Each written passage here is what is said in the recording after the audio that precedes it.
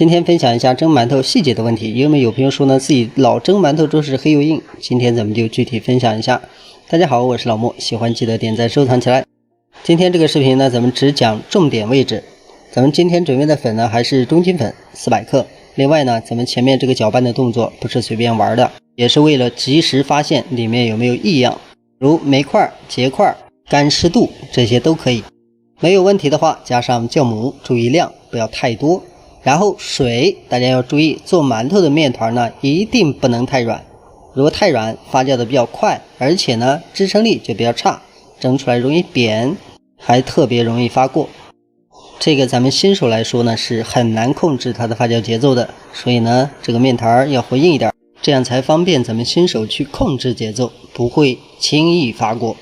再有就是咱們和這個麵呢必須保證它均勻，光不光無所謂，必須要保證裡面的水分是勻的，這樣就可以確保你下一步更容易操作，而且時間更短更快。再下一步發酵，發酵這一塊呢，尤其是夏天，多看看沒有壞處，一定不能讓它發過。然後呢，包裹的時候一定要完全包裹嚴，不要被風乾。一旦表面有結塊，蒸好之後它依然是結塊。這個麵團發酵的時間看當天的溫度，但是發好之後呢，一定要像畫面中這樣鼓鼓的，但是不能黏。如果出現黏的情況，說明你水量太大了。尤其是網上盛行的盆滿缽滿，其實呢完全沒必要。對於新手來說，只要它發酵透，你反而更容易成功。大家可以看一下，咱們這個麵團呢，不管你怎麼去摸，表面都不是黏的。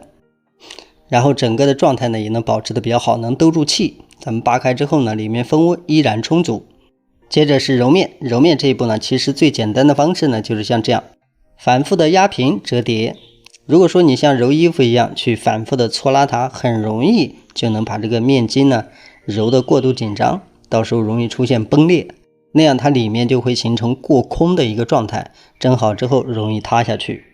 所以揉面這個過程呢，就是讓這個面筋重新緊實起來就可以，不需要讓它斷。大家可以看一下，隨便揉幾下，就像畫面中這樣光滑了。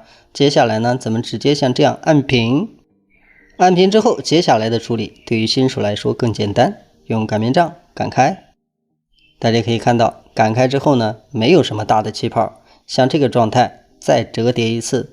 這一步呢，是為了給它更好的上勁兒，讓它的支撐力變得更強，蓬鬆起來更飽滿，做出來更鬆軟。同樣稍微補一點粉，然後再次把這個面擀開。擀開之後狀態依然，表面依然光滑。接下來呢就直接開卷。卷的時候同樣要給它壓實，不要每一次卷中間有個空隙，那樣它裡面就容易出現起泡，蒸好之後容易鼓包。卷好之後，接下來揪劑子這一步呢其實很簡單，只要你控制好大小就可以，盡量讓它統一一點。下一步整形至關重要，前期揉麵呢基本上就已經揉到位了，如果說咱們再過度的去揉，長時間的去整形，就很容易出現過度問題，那樣的話蒸好之後就容易出現更多的問題。所以呢咱們後期整形的時候呢，稍微給它整一下形，表面略微光滑就可以。當然這只是追求成功的一個簡單操作，想讓它更加精一點，在揉麵的時候呢，每一次壓實盡量減少揉壓的動作。這樣處理之後呢，咱們揉出來的饅頭基本上就不會有大的問題。你想要成功還是比較簡單的，隨便弄一弄都能保證蒸出來的效果是好的。二次發酵就不用說了，至關重要。咱們二次發酵呢，同樣保證不風乾，然後拿起來之後手感輕盈，拍的時候裡面空洞感很強，這個狀態就可以了。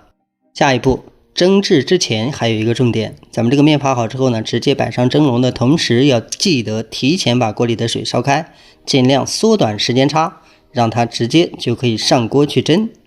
前面所有說到的點都做好，蒸出來的饅頭開鍋就是這種狀態，隨便怎麼樣去按也不會塌也不會鼓，整個的鬆軟度也非常的好，簡簡單單就能蒸出來。另外要提醒大家，蒸饅頭沒有那麼難，最關鍵的是要把細節做好。細節做到位，即使不會蒸得特別好看，但也不會失敗。